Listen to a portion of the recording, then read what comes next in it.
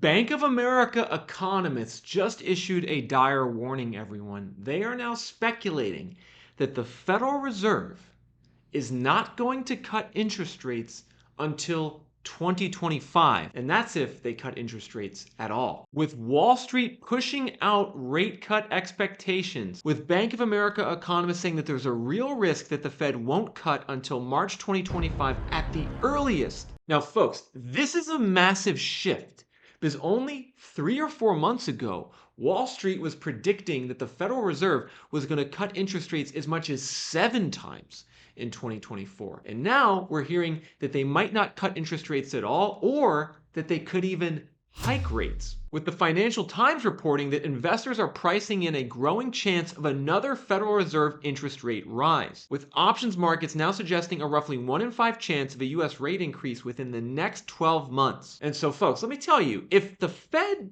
doesn't cut rates or actually increases rates, this changes the ball game completely on the housing market and the stock market, because both of those asset classes are still in raging record bubbles in 2024. In particular, everyone, the value of the US housing market is now at 159% of GDP. A $45 trillion housing market value across all houses and land compared to $28 trillion in GDP. You can see that the only other time the housing market's been this overvalued compared to GDP was back in 05-06, before the biggest crash of all time. And so think about that, everyone. Home prices are now 59% higher than the aggregate economic activity in the economy. I mean, there's no historical precedent for that. The only reason that overvaluation exists is because of the interest rate suppression of the last 20 years, which juiced up asset values. And the only reason, in my mind, that prices still haven't gone down by more is because lots of actors in the housing market were expecting the Fed to cut rates. We can see something similar in the stock market, everyone. Take a look at this. The stock market is even more overvalued than the housing market, with the stock market now trading at 182% of GDP. Total value of US corporate equities is 51 trillion against 28 trillion GDP. This is a level of overvaluation in the stock market which would require a 54% decline to get back to the long-run historical norm. Now, I know a lot of you out there are skeptical that these declines in home and stock prices are ever going to come, because it's been about 2-3 years now where the bubble has been raging since the pandemic started. However, the prospect of higher for longer interest rates and even an interest rate hike in 2024 or 2025, this is something that has the potential to throw a massive curveball to asset markets as well as the economy. And to discuss the potential for what's going to happen over the next year, I've brought on a special guest in this video to talk to you guys, a macroeconomic expert who I'm about to interview, who has some very interesting insights and predictions about what higher interest rates means for this asset bubble. This is data and information that you guys need to know. So without further ado, I want to introduce my special guest in this video, Adam Taggart. How's it going, Adam? It's a pleasure to be back, Nick. Thanks for having me on. Of course. So Adam, let's just get right into it. What are your thoughts on some of these predictions that certain people are now having, that number one, the Federal Reserve is not going to cut interest rates, and that number two, they could actually increase interest rates instead, and that number three, we could see asset values fall as a result? Okay, so first, I'm not at all surprised that folks are beginning to give up the ghost for all the rate cuts that were initially expected by the market coming into this year. I mean, Nick, it was crazy. All throughout 2023, the Wall Street had been basically anticipating at every moment that the Fed was going to pivot, right? And the Fed kept having to come back and sort of discipline the market and say, nope, inflation's not contained yet. We're going to go higher for longer. And that was the story for all of 2023. The Fed would stay resolute, and the market would have to move back its expectations. And you know, when rate cuts are usually something that you do when you're trying to assist an ailing economy, but listening to the Fed itself, everything's awesome, right? GDP growth is strong. The market is near all-time highs. Unemployment is near record lows. This is not an environment in which the Fed normally cuts rates. It's normally an environment where the Fed is thinking about hiking rates because it doesn't want the economy to get too hot. And if you already have an inflation problem, you don't want to be bringing rates down at this point in time because that might be bringing inflation up. So anyways, a lot of us who have been scratching our heads are not surprised by this. We really thought that, with inflation remaining as sticky as it's been, it's going to be really hard for Powell to justify bringing rates down and potentially sparking a resurgence of inflation here. So that by itself isn't surprising. And Adam, let me just Yeah. jump in there for a second. So it sounds like what you're saying is that a lot of people mistakenly believed the Fed was going to cut rates, and maybe even Jerome Powell himself got a little ahead of himself in his interest rate projections for 2024. But now these projections are getting much more dialed back into reality. And it sounds like inflation is one of the key things there, right? Is that the inflation figures are being stubborn. And that's ultimately what's pushing more and more people to now project that there's going to be no rate cuts. Is that right? Yes, that's true. And pretty much it's all about inflation expectations. And for those who don't track inflation maybe as closely as the rest of us, official inflation at least, the Fed's long-stated goal is it wants to get inflation down to its long-term target of 2%. Everybody remembers that inflation got to a high of 9.1%, coming out of all the inflation that we saw from the response to the COVID crisis. Inflation has come down a lot. It's come down, it touched, I think, 3.0 last June, but now it's remained stubborn and it keeps creeping back up. Right now, the latest March numbers are that it's 3.5% right now. And that's what's been stymieing the Fed. Now that the Federal Reserve is starting to say, hey, look, inflation's stickier than we thought, we might need to be pushing back the timeline of our rate cuts. And now that we have articles coming out like the ones that you shared, Nick, no surprise, but the stock market just had a 5% sell-off, right? I think that is one of the repercussions of the market having to say, you know what, I think we got ahead of ourselves on the rate cut expectations. We'll talk about housing in a little bit, but it should have a similar cooling effect there too. Yeah, great point, Adam. And we're definitely going to dive deep into the housing market here for my loyal viewers out there with some projections on where home prices are heading in 2024. But I think you keyed in on a big thing with the stock market there, Adam, is that people kind of got crazy in the stock market with the expectations of the Fed rate cuts, and the stocks just went up by what, 20-25% to start the year. And now they're in a correction that I fear is going to get worse because these higher interest rates, they're kind of slowly choking off economic activity. And in fact, I'm going to pull up a graph here, Adam, get your thoughts on it. We're seeing these interest rates now at a level that's higher than the rate of inflation. So the short-term federal funds rate's around 5.3%. This is the interest rate the Federal Reserve sets. And we can see it's now higher than the rate of inflation, which you correctly indicated is being stubborn. But this is actually the first time in almost 15 to 20 years that interest rates have actually been above the rate of inflation, which would indicate to me that we're in a more restrictive monetary policy stance right now, and that asset values should be going down more to the levels that they were back in, say, the 80s or 90s when interest rates were way above inflation. So, help me think about this, Adam. We're starting to see a correction in the stock market, but I'm like, why haven't asset values gone down by more in response to this massive surge in interest rates that's now well above the rate of inflation? So that is a great question, Nick, and it's one that I've been talking an awful lot about for the past year. And the short answer is it's a combination of what's called the lag effect, which is that monetary policy acts with a lag. The Fed, even though we kind of we assume they're sort of omniscient, they actually have a relatively crude set of tools. They've got one lever that's basically the interest rate, higher or lower, and then they've got one lever that's basically, are we buying assets from the marketplace, or are we pushing assets into the marketplace? And that's quantitative easing and quantitative tightening. Oftentimes, monetary policy, it can take quarters to sometimes years after the Fed pulls a lever to see its full effect in the economy. So part of this is simply just the lag effect of what the Fed has done to date, traveling through time, making its way to the present, right? The second part of the story is, and this has been the head scratcher for most people, has been a story of liquidity. When the Fed is tightening, it's trying to drain liquidity from the system, and that then cools off the economy, right? The problem is the Fed isn't the only player in the space, and also that interest rates are not the only tool that the Fed has at its disposal. And what's interesting is if you look at net liquidity flows, they were negative in 2022, and that's why the stock market and the bond market corrected pretty substantially throughout most of 2022. Those flows turned from negative to positive in October of 2022. And what happened in that month? Well, the stock market bottomed, right?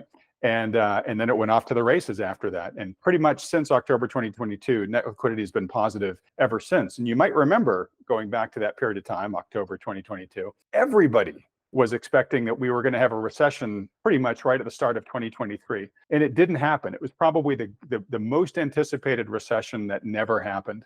And the reason for that, I think, primarily is these net liquidity flows. So these are things like, I'm going to mention a bunch of acronyms, but the draining of the reverse repo program, the RRP, that is something that actually pushes liquidity into the market.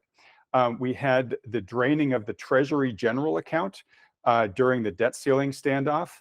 That's something that also pushes liquidity into the economy. We had the BFTP, the Bank Term Funding Program that was created a little over a year ago to help rescue the banks when the banking system began getting really shaky. That was net liquidity positive. But probably the biggest factor on the liquidity side has been the drunken sailor spending of our Congress and the administration. We are now running deficits that are at heights that we've only seen before, at least as a percent of GDP, during this country's worst emergencies. So the rate we are right now, the only time we've either been at this rate or higher have been in the depths of the COVID crisis, in the depths of the great financial crisis, and during World War II. So even though technically everything's great now, even though GDP growth is good, stock market is near all-time highs, unemployment's near record lows, we are spending like we're in the middle of a world war, right? And so that has been propping things up and basically delaying the arrival of that lag effect that I mentioned earlier on. So of course, this leads to the big question of when will this matter, if ever? Can they just keep spending like this forever and don't worry? Or eventually will the lag effect catch up to us? And I think it's going to be the latter, because this is not costless. You do a lot of fiscal spending, that is highly contributory to inflation, right? So what's been interesting is the Fed started its rate hike program a year and a half ago, but financial conditions are looser today than they were back then, even though we've basically risen interest rates higher at a faster pace than ever before in history. And that's all because of this looseness that's led to the higher net of liquidity flows. Yeah, Adam, I appreciate you breaking down these points, the lag effect, and then what I'm going to term is kind of like the phantom or stealth liquidity entering the market. And this is something I think might be a little confusing for some viewers out there. Exactly like you said, like the Fed hiked interest rates and they're doing quantitative tightening and they're actually, contracting money supply, yet there's still liquidity floating around. However, the key thing I think to understand, and you can let me know if you agree, is that these methods of liquidity are not very sustainable. I mean, you mentioned how, the fiscal deficit, let's just pull that up here for a second. I mean, the fiscal deficit was 1.7 trillion in 2023, and it's even worse in the first part of 2024. And to your point, we've never seen deficits like this up until the great financial crisis. We never saw anything like this, and since then, it just seems like the government keeps finding ways to borrow money. You see what happened during the pandemic. You'd have expected this deficit would have gone back to normal. No, they're still borrowing money, which to your point, Adam, is inflationary. And if it's inflationary and inflation remains stubborn, that's going to cause interest rates to remain high and potentially go back up, which is how this is not sustainable. The other thing I want to show and mention was the reverse repo market. And this is something you mentioned in the beginning, Adam, is that the reverse repo facilities from the Fed were getting drained. And you could see that on this graph, where there was over 2 trillion in the reverse repo facilities. And then this was drained, which, Adam, according to you, when the number in the reverse repos goes down, that's actually a signal that money is pushing into the economy. Is that correct? It's stimulative, yeah. So the way to think of it's kind of a double negative. So the reverse repo program is like a sponge that pulls capital out of the economy. And so when you reduce it, you're putting capital back in. Does that make sense? Makes sense. So, we took some capital out of the economy here in the beginning stages of the pandemic, and then directly after, this might have been related to just how much money was printed. People needed to put that money somewhere, so they parked it at the Fed. But then starting in May of last year, they started taking it out and are still taking it out.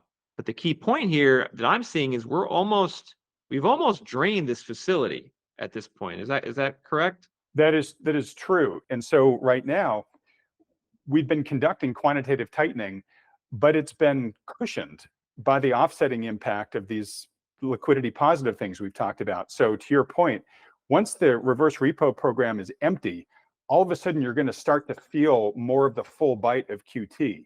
And that presumably might be why Powell is saying, well, we're thinking about cutting QT maybe even next month.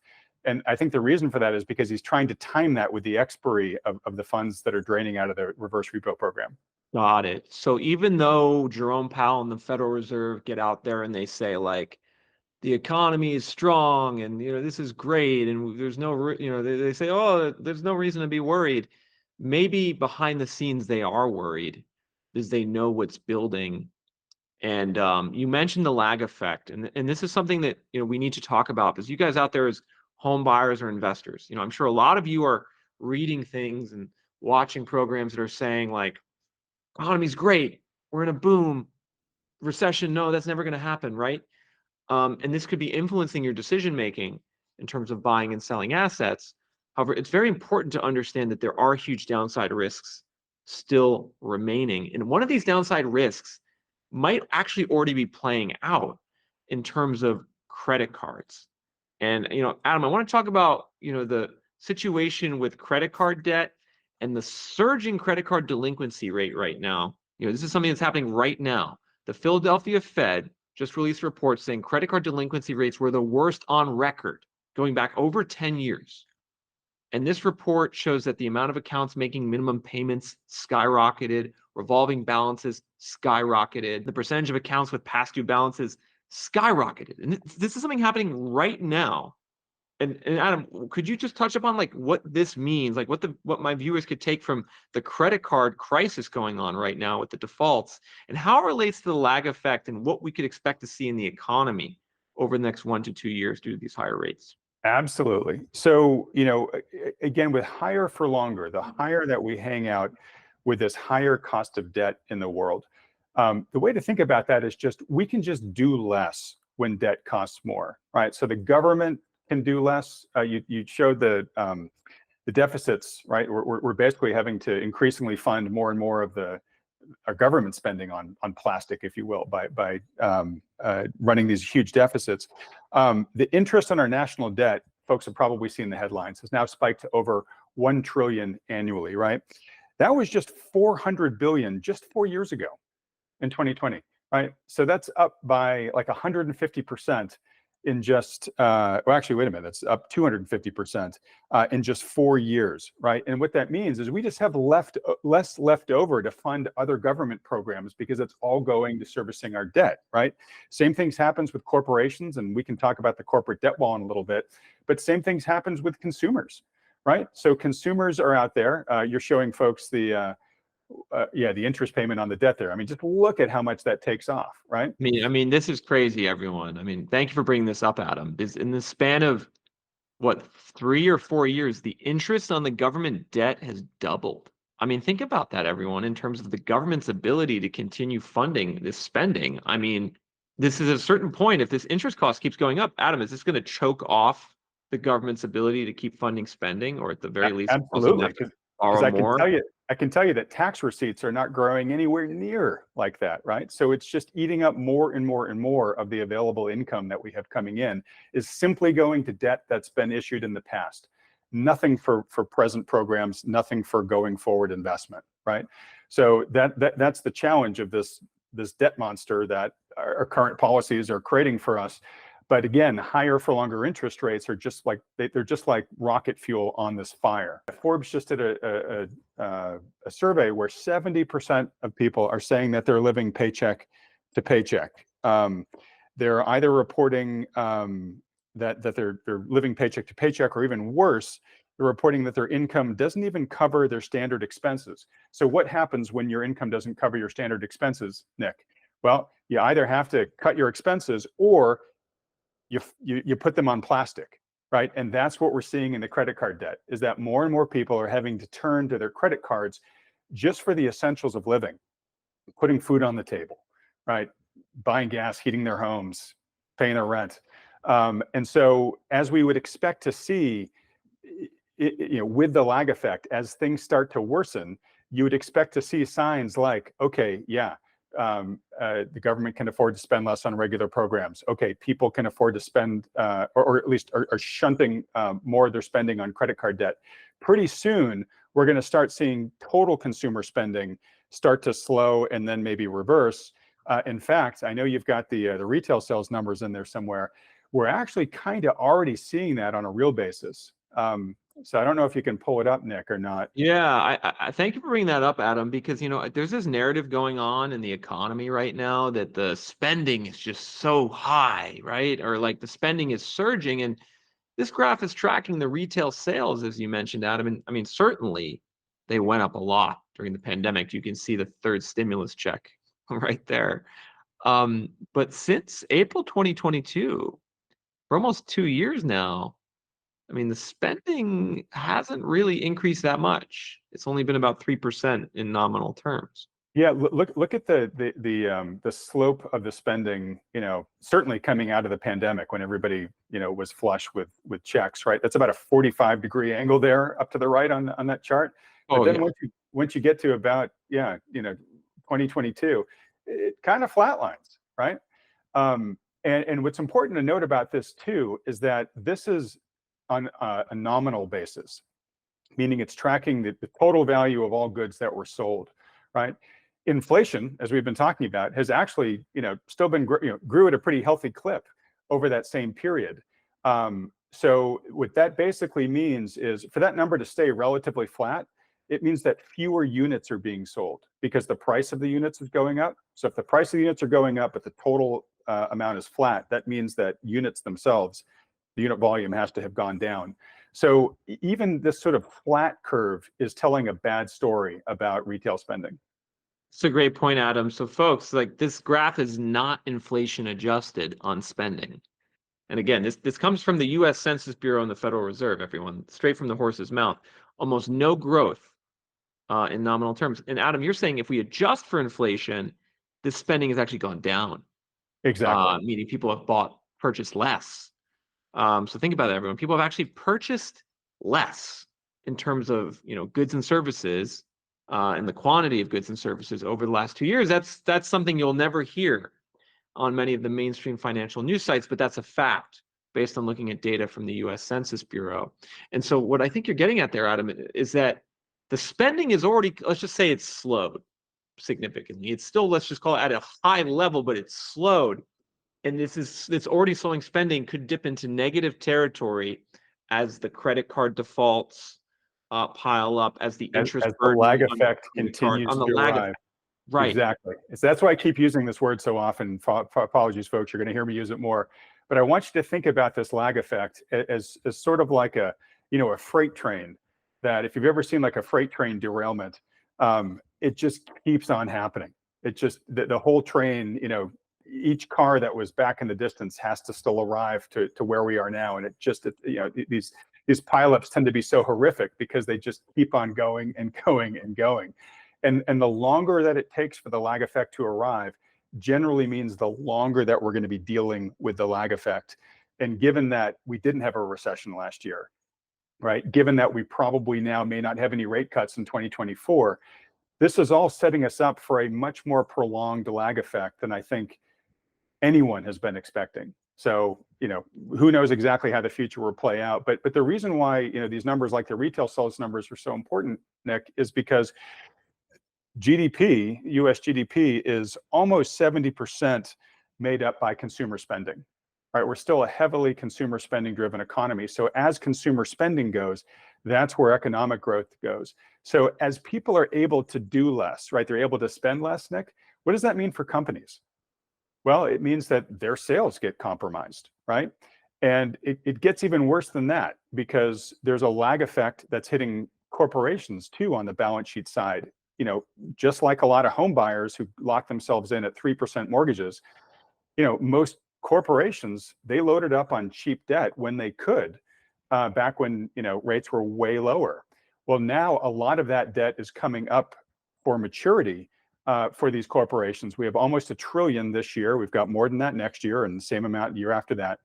So these companies are getting to a point where they have to roll over their debt. And in a lot of cases, that debt is rolling over at a cost that's twice, sometimes even more, than the debt they currently have on their balance sheet. So that means that their interest costs are going to go up, just like the government we were talking about earlier.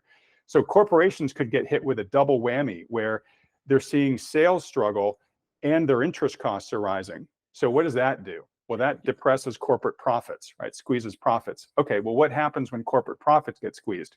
Well, companies have to say, well, all right, how do we cut costs to try to remain profitable? Well, big lever there is labor. And this might be what eventually leads to substantial job losses. And if that happens, then you have the danger of creating a vicious cycle where people get laid off or see their neighbor get laid off, so they start to restrict their spending because they're going into self-preservation mode. And then that makes consumer sales at companies even lower, and then they've got to cut costs even more, and you get into those vicious cycles that we see in a normal recession, where you get a lot of job loss. And right now, nobody's prepared for that. Yeah, that's a great point. No one is prepared for that. And, I think a lot of people, might hear that and they might say, Adam, that makes sense. But, they might say, hey, well, I've been waiting for this recession for 1.5 years and it hasn't happened, Yeah. and I think a lot of people are kind of maybe taking for granted that the fundamentals you're describing are not really speculative.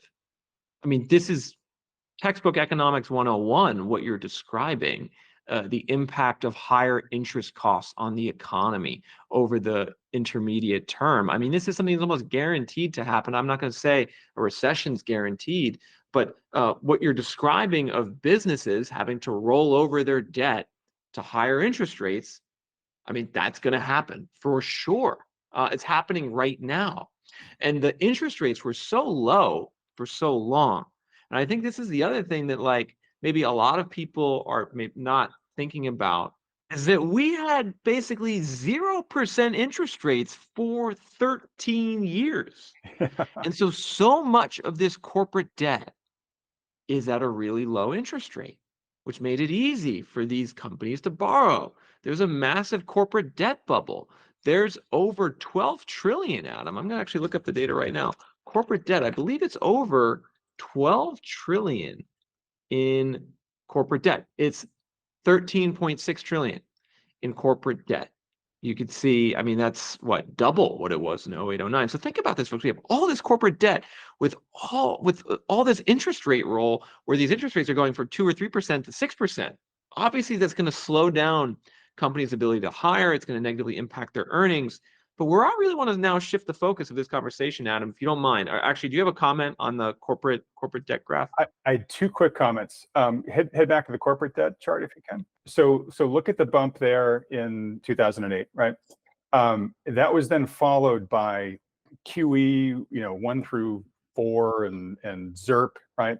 And we made it incredibly cheap for companies to borrow. So we had, stock market did great over that time period. And look at how much debt companies loaded up on there. And they could afford to your point, Nick, because debt was so cheap. But all of a sudden, we're at this point here, we've got an awful lot more debt, twice as what we had just, 14 years ago. And now all of a sudden, it costs an awful lot more, right? And the reason why we haven't seen companies just start croaking over here, right? We had a lot of people worried going into 2023 about, well, what's going to happen with the zombie companies that have to borrow to fund their operations. They've been able to avoid the reckoning so far because they've still had the cheap debt on their balance sheets. But as that debt comes up for maturity, they can't get out of it. There's no more wiggle room for them. They now have the reality of having to pay these higher debt rates. So to your question about, like, well, this hasn't happened, so is it ever going to happen? A lot of this is just math, like you were saying earlier. It's just an application of time and math. And the more companies that re-rate at this much higher debt, at a much higher debt level than we had before, that's just going to put far more pressure on these companies than they are currently situated to take. They've all been positioned for, incredibly cheap debt. Now they have to learn how to survive in an era where debt is no longer cheap, and that's a totally different playbook. I think that's a great point. And Adam, at this point, if you don't mind, I want to shift the conversation a little bit to the housing market, because I Absolutely. think there's also a really interesting point about the lag effect with the housing market, right? And how, you mentioned the lock-in effect. Many Americans have mortgages well below the current mortgage rate. And this is actually a graph I'm showing that was posted by Amy Nixon on Twitter, showing the difference between the mortgage rate on existing mortgages of homeowners, the gray line, and then the current mortgage rate for new home buyers, the blue line. And it's a huge 3.2% gap. We haven't seen anything like this in the last 20 years. This explains one of the reasons why in certain markets inventory is low. However, one thing I think about when I see this graph is that we can now see the rate on existing mortgages is going up, and it will continue to go up, guaranteed, over the next year, 2 years, as more and more home buyers buy homes at 7% mortgage rates. So every year last year was 4 million homes sold. Maybe there's going to be 4.5 million homes sold this year. So each year, more and more, we're going to have more new homeowners with interest rates and mortgage rates that are double what they had before. And so isn't that just a perfect example actually of the lag effect? It's a perfect example. And so we're going to have all these households accruing much larger payments for their mortgages, which is going to inhibit their ability to spend into the economy. And so I just wanted to draw that example for people to clarify actually how this lag effect works and how we're seeing it just in all these different sectors at once. We're seeing more households take on 7% mortgage debt. We're seeing more corporations take on 7% corporate debt. We're seeing more credit card holders pay 25% interest, and more that's going to reduce their ability to spend in the economy. But back to the housing market. Let's talk about how the lag effect works with the housing market, because I've been calling for a housing crash the last 2 years. On a national basis, it hasn't happened. Existing home prices are only down 4 or 5% from peak. New home prices are down by more than that, 13 to 14%. But let's talk a little bit about the housing market and what your thoughts are there, Adam, on how you see the housing market progressing, especially in relation to this lag effect. So I think the housing market is very vulnerable to the lag effect. A lot of folks don't think so, and largely for the reason that, hey, it hasn't arrived yet, so why should it, right? Things are different this time. And there are a lot of factors that have gone into delaying the lag effect in the housing market. A big one being is that transactions have just locked up, as I know you've talked a lot about in this channel, Nick, right? So the lag effect is math over time. And if you are dramatically shrinking the number of transactions, that extends out the amount of time it takes for the lag effect to have its influence on the housing market, because it happens one transaction at a time, right? But as I look at, here's one of the reasons why I feel so confident about this is, first off, I don't need to tell you or your audience how unaffordable housing has become to the average home buyer, right? So we've basically, we've eliminated a tremendous and growing percentage of the population of potential home buyers. We've just taken them out because they can't afford this. Secondly, to a certain extent, mortgages, reflect Fed interest rate policy. And as we started out this discussion, Nick, interest rate cuts are getting pushed further and further into the future, right? So the cavalry is not going to arrive anytime soon, and might arrive a lot later than folks are expecting. And maybe, I don't know, but maybe there's going to be a rate hike in this picture, right? It's no longer inconceivable. I think you just at the beginning showed an article that raised that question, and folks haven't been talking about rate hikes for a long time, right? So, but let's assume for a second, Nick, let's assume for a second that the market does get the rate cuts it hopes the Fed delivers. So let's say the Fed delivers 3 rate cuts between now and, let's say, mid-2025. Yeah, and just to your point, Adam, so my viewers can see what the actual projections are right now. This is a tool which tracks the betting market projections of the Fed rate cut. So in the beginning, we talked about how more and more people are now thinking the Fed might increase rates. However, the baseline assumption or bet right now is that by April 2025, a year from now, the short-term federal funds rate will be around 4.5% to 5%. So that's anywhere from 2 to 3 rate cuts is what the baseline assumption now is, which I think is probably maybe too aggressive. But to underscore your point, Adam, 2 to 3 rate cuts is what the betting markets are saying is the most likely probability a year from now. Wow, it's really interesting because I looked at that chart just a couple of days ago. It was actually quite different. But yeah, 2 to 3 rate cuts. So let's say that that's what they get a year from now, right? What does that do to mortgage rates? Right, mortgage rates right now are what, Nick? 7.4%. 7.4%, right? And that's presuming you've got, pretty decent credit. But, if we get 75 basis points of rate cuts within the next year, that brings it down to what? 6.6, 6.7%. 6.7%, right? That's not enough relief to change this story, right? To a housing market that had been habituated to, mortgage rates down, less than 4, somewhere between 3 to 4. That's not going to magically make a ton of homes a lot more affordable to the average American, right? So what's interesting is again, this is an example of the lag effect. Is there's this inverse relationship between interest rates and home prices, right, Nick? Very true. Very true. Supposed to be very true, right? But what's happened over the past 2 years? Interest rates have gone up dramatically and home prices have not, right? We actually haven't seen the arrival of the mathematical commensurate drop in home prices, right? I think that lag effect is still waiting to happen. Like literally, we're just waiting to see the manifestation of things that have happened in the past, right? And again, what's prevented that from happening? Well, a big issue with that has been transactions have shrunk down to the point right now where, for the most part, the people are transacting are the wealthy, are the ones who can afford, to pay these rates. And sellers are trying to hold together in unison and try to not to sell their homes. They can get away with that for some period of time, but not forever. As you know, there are organic transactions that happen year after year, deaths, divorces, job loss, et cetera, that will eventually start, letting true price discovery find itself.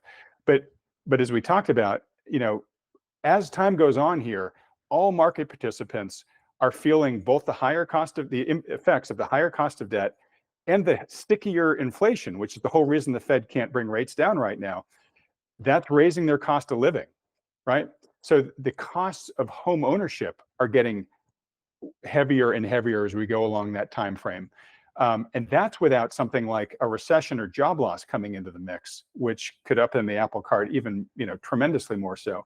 So my point here is, if we just hang out at the steady state like this, time is on the buyer's side.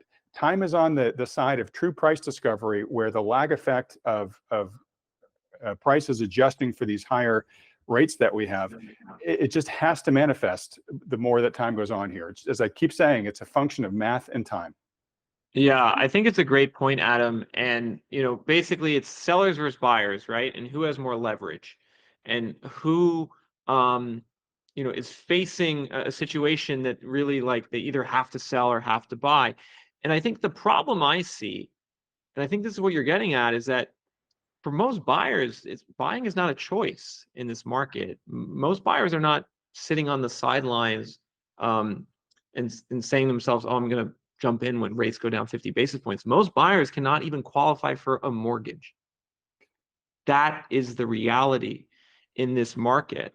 And I'm going to show you a graph here from the Philadelphia Fed tracking the front end debt to income ratio for new mortgage originations in America.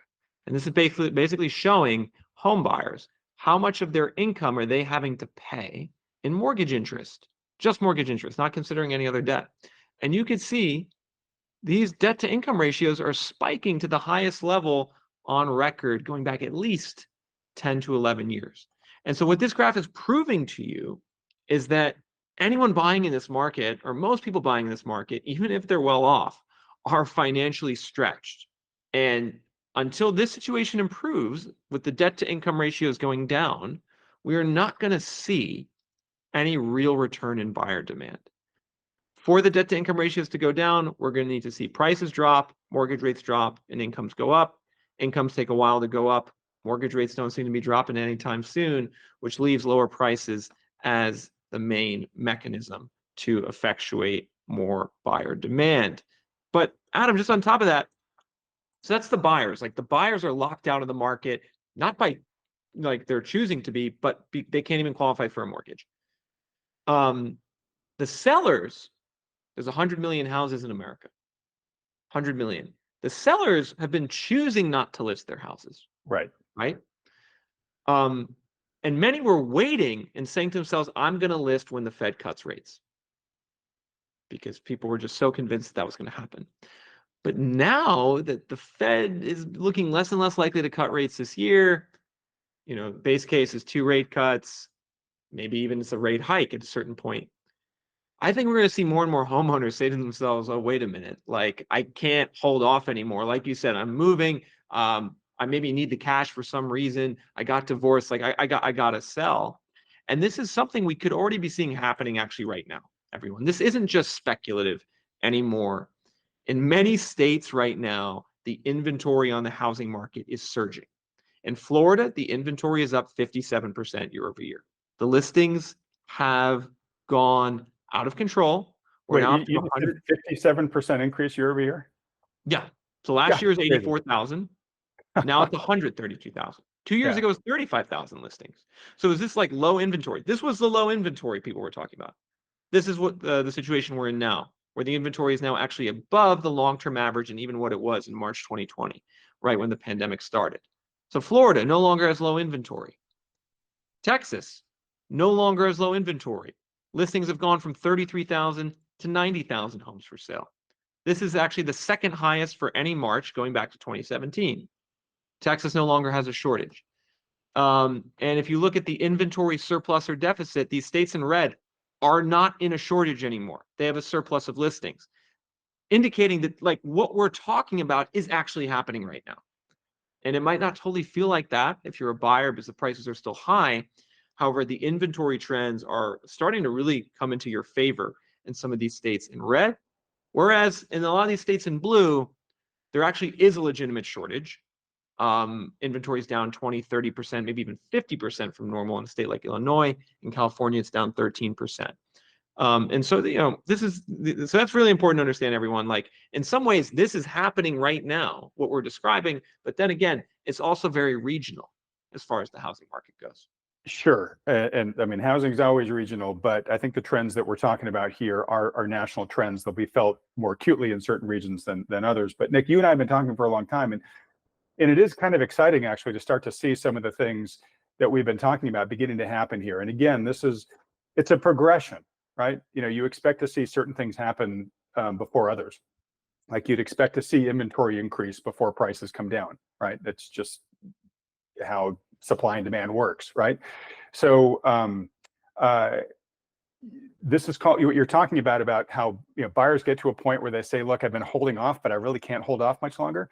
That's what we call capitulation in a market, right? It's where the sellers just say, all right, you know what, I'm ready, just get me out of here, right? And I think as we've talked about in the past, there's a first mover advantage if you're a seller right now with the herd of sellers who are trying to hold off, right? If you begin to lose confidence that the Fed's not going to arrive to the rescue in time for you with lower rates, then you begin to think, okay, well, look, then I think prices are probably more likely to go down, especially if you're seeing inventory begin to spike in your area. And so you say, you know what, better if I be one of the first out, because I only need to bring my price down a little bit, right? And I still escape with 95% of my equity or whatever, right? Much better to be that than the guy that waits too long and there's a market flush out, and then I only get a much smaller percent of my equity out of this deal. And remember, a lot of these people sitting on low mortgages are baby boomers, and for a lot of them, their home equity is a big part of their retirement. For some, it's their entire retirement plan. And so as they start getting nervous that their retirement might be at risk, that's when they're going to start pulling the triggers. Yeah, that's a great point. And it speaks to the idea that there's so many different mechanisms in this housing market for inventory to spike further and for prices to go down. I mean, we could talk about baby boomer ownership. And actually, how in the last 10 years, that's something that might have suppressed inventory. It's something that's actually going to increase inventory probably over the next 10 years for the reason you said. We have so many investors, speculative investors, who are now starting to sell out of the market. Well, Home building. the rentals, the short-term rental market, right? Oh, I yeah. mean, you and I have talked about how that's basically a ticking time bomb, because there's a lot of people that bought it with dreams of it putting cash in their pockets, but now their cash flow drains. Those folks don't live in those homes. They're going to dump them as quickly as they can once they realize they've got to get out of them. Yeah. And I think, like, to your point, like, if you're a home seller, right, especially if you're in a state like Florida, and you're looking at, like, you're in Tampa and the inventory is up 58% year over year, or in Sarasota, it's up 85% year My over year. goodness. Cape Coral, it's doubled year over year. In Miami, it's up 48%. You know, you're a seller in these markets, or a would-be seller, you start to see the listings pile up, but you haven't seen the prices, totally crash yet. I think you're right, Adam. I think this is going to be a huge first mover advantage to those who see what's the writing on the wall in some of these markets where the inventory levels have exploded. We talk about Florida, we talk about Texas, but it's a lot of the Sun Belt is here in red. The inventory is really going up, and I agree with you, Adam. I do think it will be a national trend at a certain point, but the weakest markets, or the markets that are most exposed to speculation, those are the ones that will fall first, which is what we're seeing right now. Right, and we're seeing in places like Austin and a lot of the Sun Belt folks, where all those development projects that got started and funded years ago, are just pumping inventory now onto the market month after month after month. And I'm sure you've seen the same recent videos I have about people touring those markets and seeing new developments that have basically been abandoned by the developers. Like, we're beginning to get to that stage, right? And it's still not quite yet hitting the main headlines, but once it does, that's the stuff that housing busts are made of. Yeah.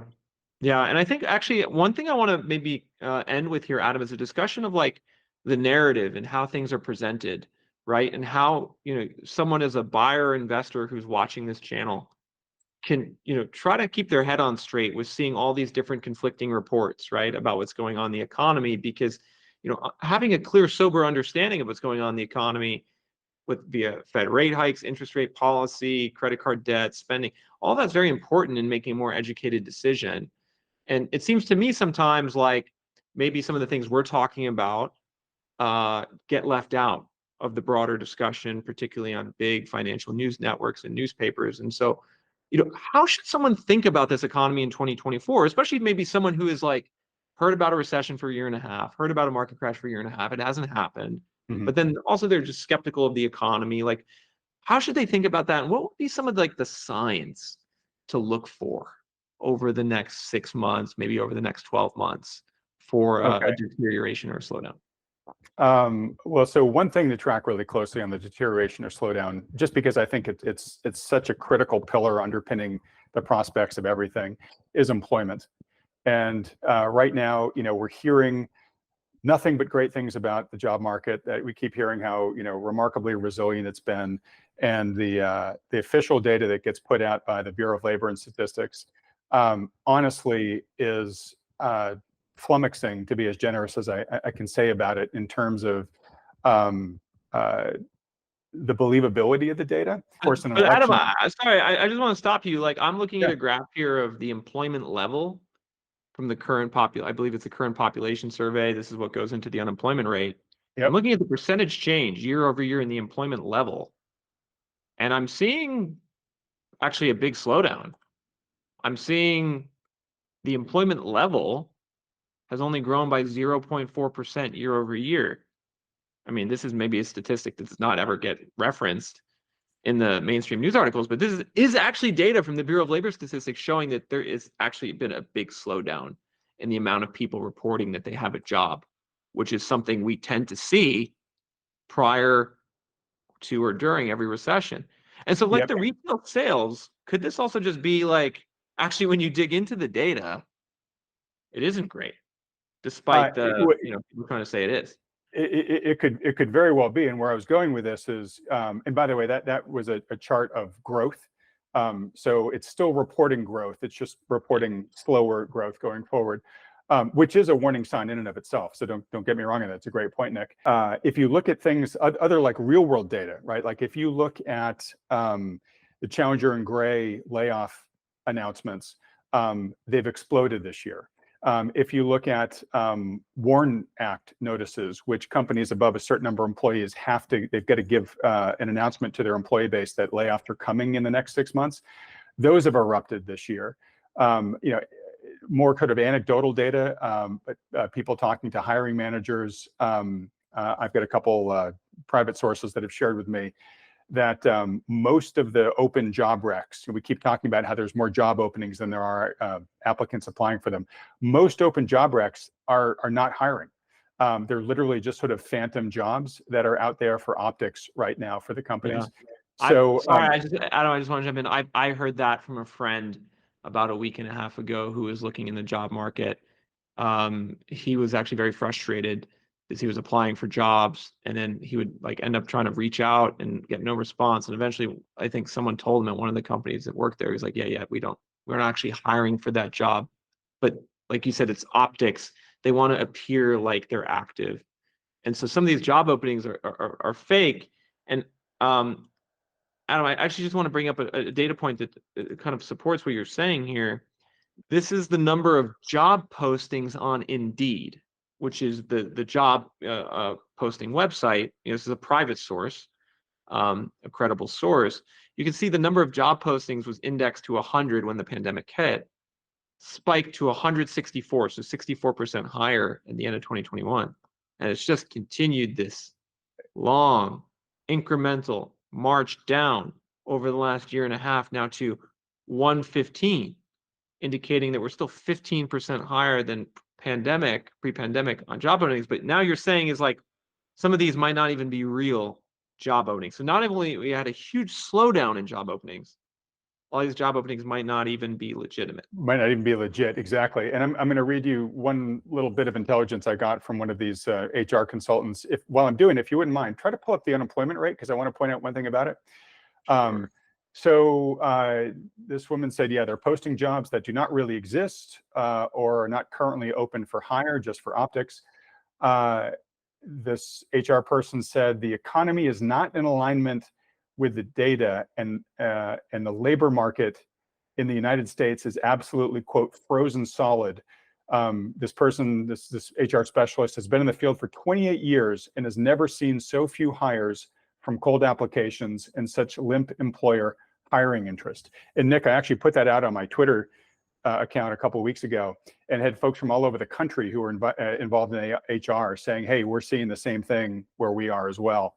So it does, even though it's more anecdotal, it does seem to be very indicative of what's going on. The reason why I asked you to bring up the unemployment rate here, and this is why you asked me what to watch, just zoom in a bit on this chart, make it maybe like a 10-year chart. Well, maybe the past couple of decades. Yeah, and the reason why I want to show folks this is maybe even a little bit more is when you go into recession, this is good. The unemployment rate is one of these metrics that looks fine right up until the point that it isn't, right? So it's a lagging indicator, back to our whole lag effect theme. And you'll see that every time we go into one of those shaded recessionary eras, unemployment rate just spikes, right? It gets preceded by a prolonged plateau, stable plateau. And then when the recession hit, it spikes. So the point here is watch the unemployment rate, because as that starts to tick up, it's an early indicator that you're in the late stage, right? That like, okay, things might actually get bad. We are seeing. So basically, the unemployment rate bottomed like 3.4% early 2023, and you can see it's kind of gradually going up a little bit, kind of like it always kind of does, right? That's Gradually exactly what I'm talking about. I see.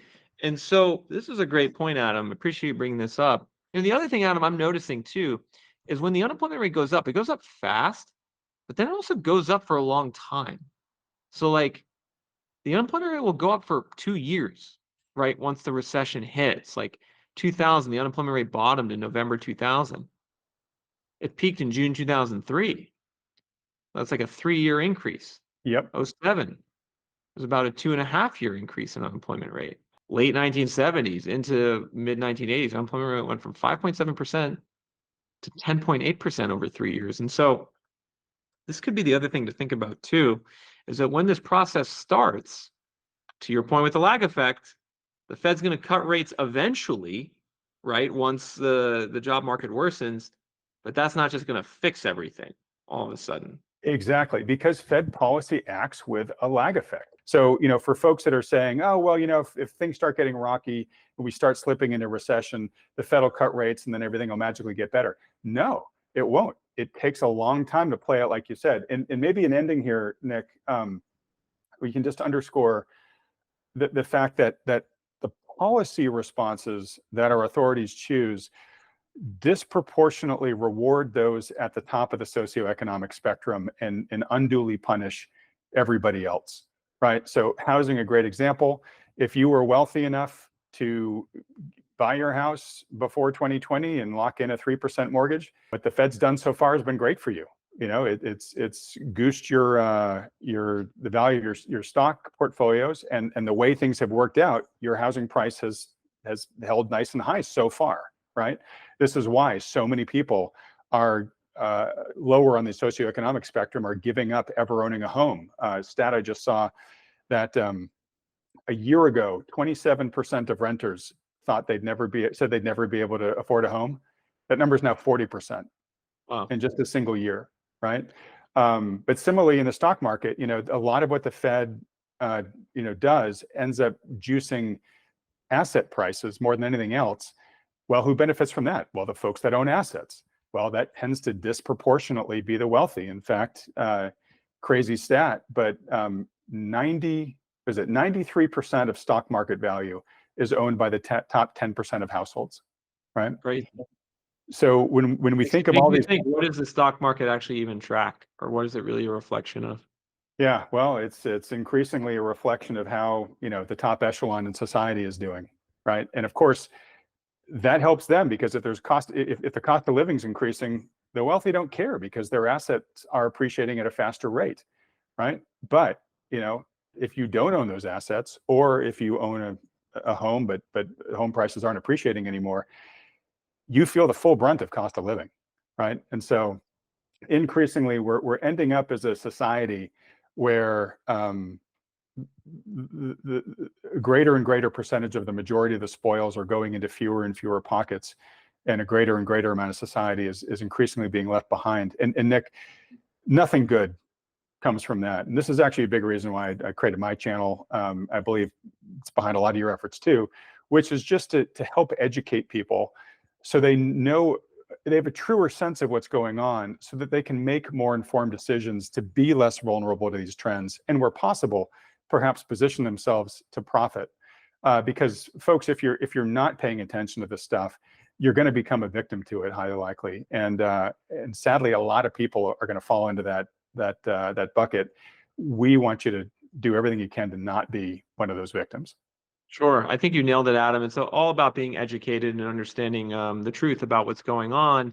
And you can get that from a variety of different sources, and there's different takes. And, I think, we're presenting a take that isn't really talked about much, unfortunately. And the data and the information is very relevant. And, one thing I want to do for my viewers here is let you guys know that, Adam is really knowledgeable here on the macroeconomy, and he actually has a YouTube channel himself where he interviews new experts on the economy and housing market and stock market pretty much every day. Is that right, Adam? Almost. We do 4 videos a week. 4 videos a week. These videos are terrific. He covers a wide swath of different experts. The channel is called Thoughtful Money. And you guys watching this, you need to go over to Adam's channel, Thoughtful Money, and subscribe to his channel and watch his videos, because if you like this content, that's just a little example of the great content that Adam has 4 days a week on his channel. No, you're very kind, Nick. Yeah, so folks, the easy thing to do is just go to thoughtfulmoney.com. That's got all our new content there. It's got our free newsletter. But Nick, I really see you as a comrade in arms here about educating people, helping them make more informed decisions about the important financial decisions in their lives. And for many people, buying a house is going to be the most important financial decision that they make. You're doing great work, my friend. I meant to mention earlier when you were walking through some of the reventure app there, What a great gift that's been for folks to help them understand the real estate market better. Kudos to you for building that thing and for getting it out in the world. I appreciate that, Adam. Yeah, I think there's a lot of housing market information that needs to get out to more people. And so that's what I'm trying to do on this channel. And appreciate you coming on. And like I said, everyone, make sure to check out Adam at thoughtfulmoney.com and Thoughtful Money on YouTube.